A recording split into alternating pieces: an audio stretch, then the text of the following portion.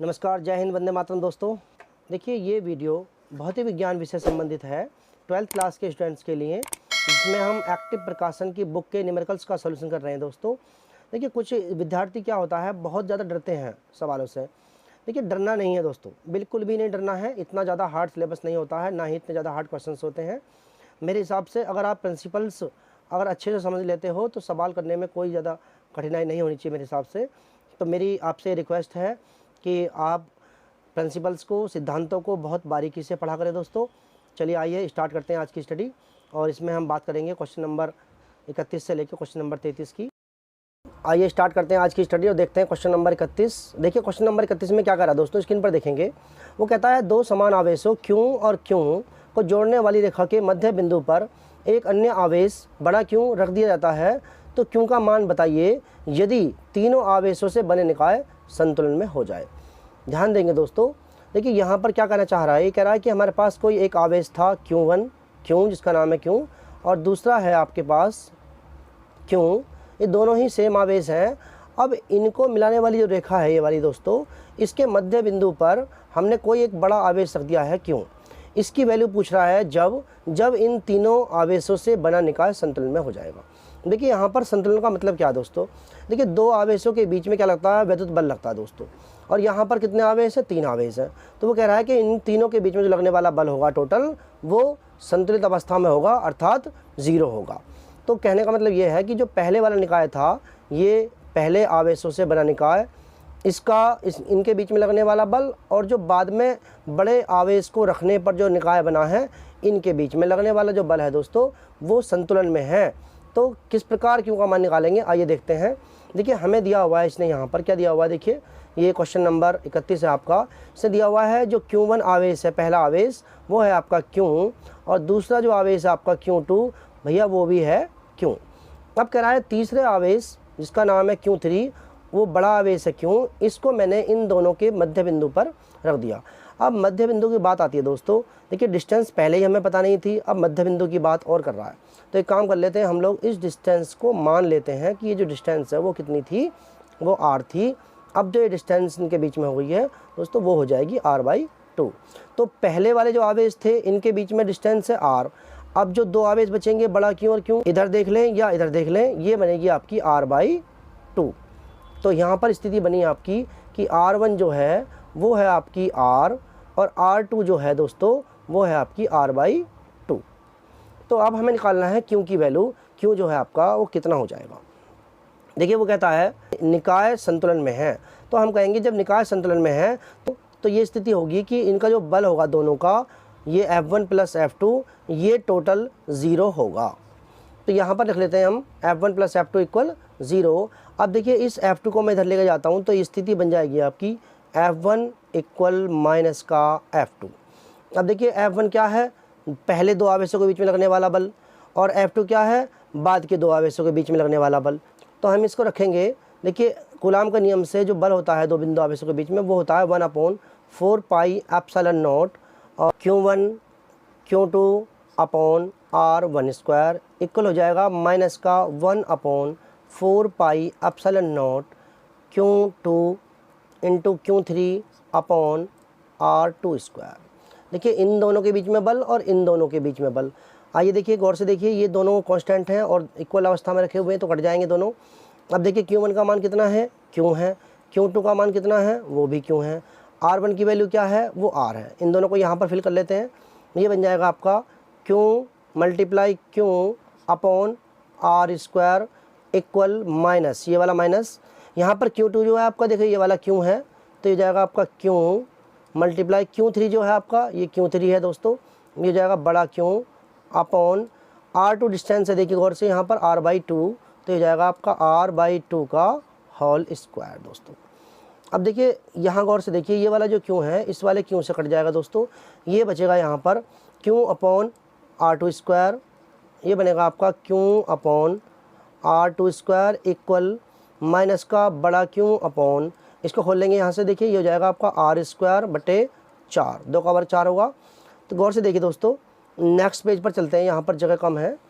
ये हो जाएगा Q/R² इक्वल माइनस का बड़ा Q/R² / 4, तो गौर से देखिए दोस्तों, ये जो 4 है ये पहुंच जाएगा ऊपर, तो स्थिति होगी आपकी Q upon R square equal minus का Q into 4 by R square. देखिए ये आर स्क्वायर से मैं इस आर स्क्वायर काट देता हूँ, ये बचेगा आपका क्यू इक्वल माइनस का क्यू बाई 4। ये जो क्यू की वैल्यू हमें निकालनी थी दोस्तों, तो ये क्यू जो है ये वाला 4 इसके नीचे चला जाएगा, ये हो जाएगा आपका क्यू इक्वल माइनस का क्यू बाई 4। और दोस्तों यही आपका आंसर हो जाएगा। आशा करता हूँ ये क्वेश्चन आपको समझ में आ गया होगा दोस्तों। आइए देखते हैं नेक्स्ट क्वेश्चन, क्वेश्चन नंबर 32। देखिए क्वेश्चन स्क्रीन पर देखेंगे दोस्तों, ये देखिए क्वेश्चन नंबर 32। ये कहता है 3 माइक्रोकूलाम के किसी बिंदु आवेश से 2 मीटर की दूरी पर -2 माइक्रोकूलाम का बिंदु आवेश -2 माइक्रोकूलाम का बिंदु आवेश रखा हुआ है हवा में। इन दोनों आवेशों से 1 मीटर की दूरी पर, ध्यान से देखेंगे, 1 मीटर की दूरी पर स्थित बिंदु पर विद्युत क्षेत्र की तीव्रता का मान और दिशा क्या होगी, ये दोस्तों आपको बताना है। चलिए देखते हैं। देखिए कह रहा है कि यहाँ पर मान लीजिए हमारे पास कोई आवेश है जिसका नाम है 3 माइक्रोकूलाम। इसको मैं रख लेता हूँ Q1 इक्वल 3 माइक्रोकूलाम, और इससे इस आवेश से 2 मीटर की दूरी पर कोई अन्य आवेश रखा हुआ है Q2 जिसका नाम है -2 माइक्रोकूलाम। दोस्तों ये कह रहा है कि इन दोनों के मध्य बिंदु यहाँ पर विद्युत क्षेत्र की तीव्रता कितनी होगी दोस्तों, ये आपको बतानी है। यहाँ देखिए टोटल डिस्टेंस आपकी 2 मीटर है, तो ये कह रहा है कि यहाँ मध्य बिंदु, तो इसका मतलब हुआ कि ये वाली 1 मीटर हो जाएगी और ये वाली भी 1 मीटर हो जाएगी। दोस्तों देखिए बहुत आसान है, आप चित्र में देख रहे होंगे, यहाँ पर तीव्रता निकलवा रहा है, नेट तीव्रता कितनी होगी दोस्तों, तो गौर से देखिए, सिंपल सवाल है बिल्कुल। इस बिंदु पर तीव्रता इस आवेश के कारण होगी और इस आवेश के कारण होगी। ये जो टोटल तीव्रता यहाँ पर आएगी दोस्तों, इसके कारण तीव्रता और इसके कारण तीव्रता, यहाँ दोनों ऐड हो जाएंगी दोस्तों, और वही हमारा आंसर हो जाएगा। तो आपको दिया क्या है, ये क्वेश्चन नंबर 32 है दोस्तों।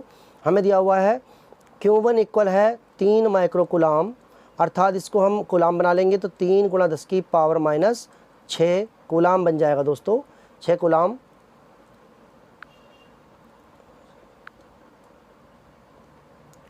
कूलाम। तो देखिए यहाँ पर दूसरा आवेश है आपका Q2, वो है आपका -2 माइक्रोकूलाम। इसको भी कूलाम बना लेंगे तो ये जाएगा -2 × 10⁻⁶ कूलाम। और इनके जो बीच में डिस्टेंस है, देखिए पहले वाली इसको मैं रख लेता हूँ R1, ये हो जाएगी आपकी R1 बराबर 1 मीटर हो जाएगी दोस्तों, और दूसरी वाली जो है ये R2, ये भी आपकी 1 मीटर हो जाएगी। तो अब देखिए पहले आवेश के कारण, जो ये वाला पहला आवेश है, इसके कारण हम इस बिंदु पर तीव्रता निकाल लेते हैं, फिर इसके कारण निकाल लेंगे, दोनों को जोड़ लेंगे। अब देखिए दोस्तों फॉर्मूले का प्रयोग करते हुए यहाँ पर नेट तीव्रता जो है वो निकाल लेते हैं। यहाँ पर ये हो जाएगा आपका E बराबर होगा आपका E1 + E2।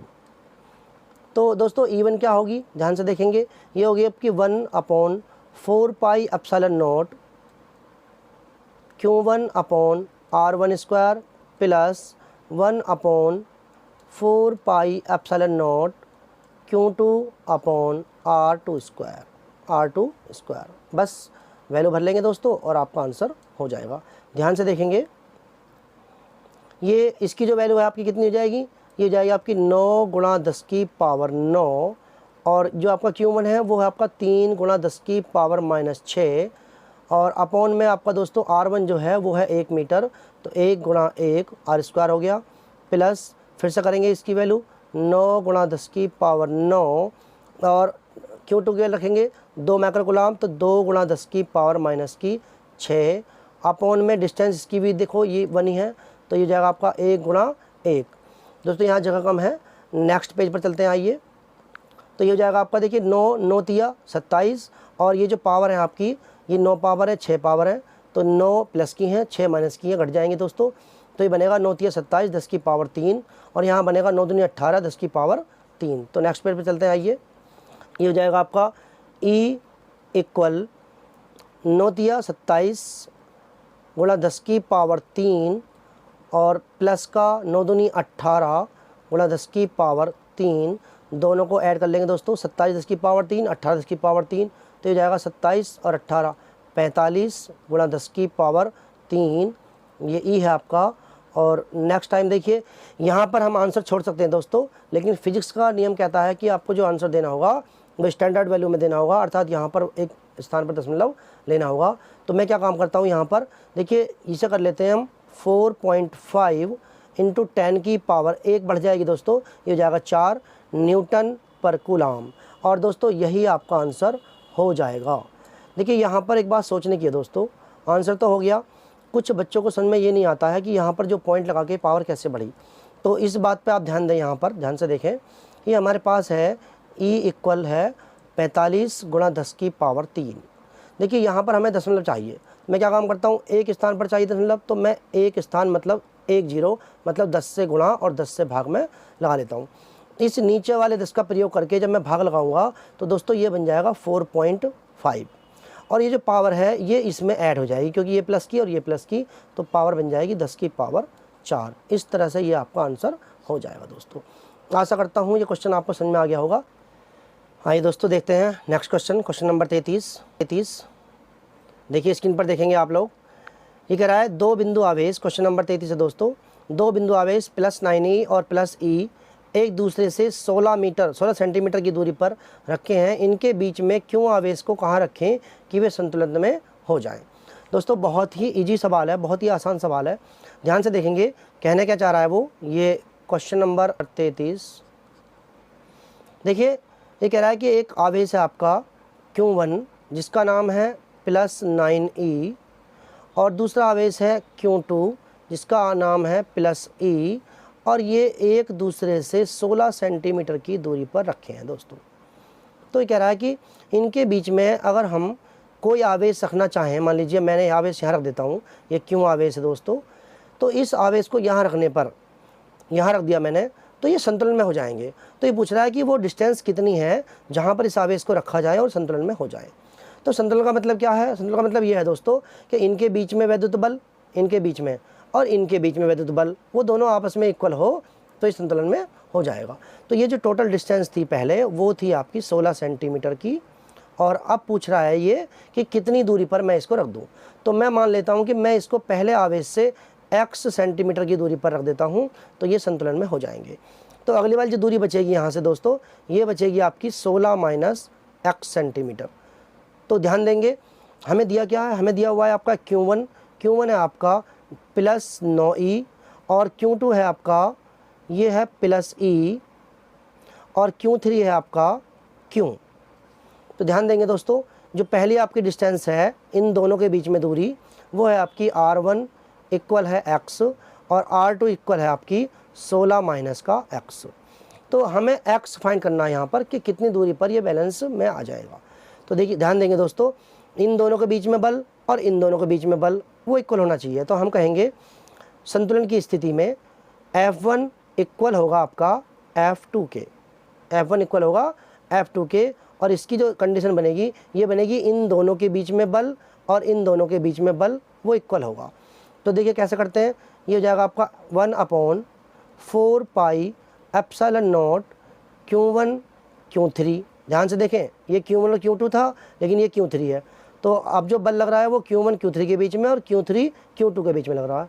तो ये जाएगा Q1 Q3 upon R1² equal होना चाहिए आपका 1/4 pi epsilon not Q3 into Q2 upon R2²। देखिए ध्यान देंगे दोनों इक्वल कंडीशन में है, तो ये तो कट ही जाएगा दोस्तों। यहाँ पर इनकी वैल्यू भर लेते हैं Q1 Q3 की। तो Q1 आपका 9e है देखिए, और जो Q3 है आपका वो Q है, तो Q मैं यहाँ रख लेता हूँ, अपॉन जो R1 है आपकी वो x है दोस्तों, तो यहाँ रख लेंगे x² हो जाएगा ये, इक्वल Q3 आपका Q है, तो ये जाएगा आपका Q मल्टीप्लाई, ये जो आपका Q2 है ये E है दोस्तों, तो यहाँ रख लेंगे E, अपॉन में इनके बीच की डिस्टेंस है ये रही 16 - x, तो यहाँ रख लेंगे 16 - x का होल स्क्वायर। जगह कम है दोस्तों, नेक्स्ट पेज पर बढ़ते हैं। देखिए ये हो जाएगा आपका, इधर बचेगा आपका 9e multiply Q upon x² इतना था, और उधर था आपका कितना Q मल्टीप्लाई E अपॉन में 16 - का x², सॉरी होल स्क्वायर है दोस्तों।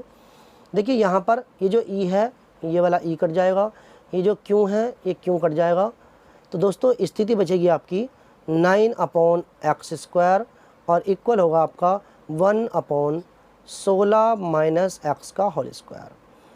यहाँ नोट करने वाली बात है दोस्तों, यहाँ स्क्वायर ना खोल दें आप। ये जो होल स्क्वायर है इसको आप बिल्कुल भी खोलने की चेष्टा ना करें, वरना बहुत ज़्यादा कंडीशन ख़राब हो जाएगी सवाल की और ये आपको बहुत लंबा खींच सकता है। तो यहाँ पर क्या काम करेंगे, इस स्क्वायर का फ़ायदा उठाएंगे दोस्तों। देखिए 9/x स्क्वायर है, इसको मैं कर लेता हूँ 3/x पूरे का होल स्क्वायर, और यहाँ पर 1 का स्क्वायर करेंगे कोई फ़र्क नहीं पड़ने वाला, तो 1/16 माइनस एक्स का होल स्क्वायर। तो यहाँ होल स्क्वायर को यहाँ से हटा के मैं इस पूरे पे चढ़ा देता हूँ दोस्तों, तो कोई दिक्कत वाली बात नहीं है। अब देखिए ये जो है आपका 2 इससे कट जाएगा और ये बचेगा आपका 3/x इक्वल बचेगा 1/16 माइनस एक्स। बस देखिए आप आसान हो गया सवाल दोस्तों। अब क्या काम करना है, क्रॉस मल्टीप्लाई कर लेंगे, तो ये हो जाएगा आपका ये x एकम x इक्वल ये हो जाएगा 16×3 = 48 माइनस 3x। ध्यान देंगे दोस्तों, इस 3x को मैं इधर लेके आता हूँ, ये हो जाएगा x प्लस 3x इक्वल 48। ये हो जाएगा आपका 4x और ये हो जाएगा 48। 4 से इसको मैं काट दूंगा दोस्तों, ये कटेगा 12 बार दोस्तों। ये आपका आंसर हो जाएगा x इक्वल 12। देखिए 12 सेंटीमीटर की दूरी पर ये संतुलन की स्थिति में होंगे पहले वाले आवेश से। मैंने इधर से माना था x की ओर से, तो 12 सेंटीमीटर की दूरी पर संतुलन में होंगे। यही दोस्तों आपका आंसर हो जाएगा। आशा करता हूँ ये क्वेश्चंस आपको समझ में आ गए होंगे दोस्तों। अगर आपको ये वीडियो अच्छा लगा हो तो प्लीज़ लाइक ज़रूर करें और शेयर कर दें दोस्तों। बहुत बहुत धन्यवाद।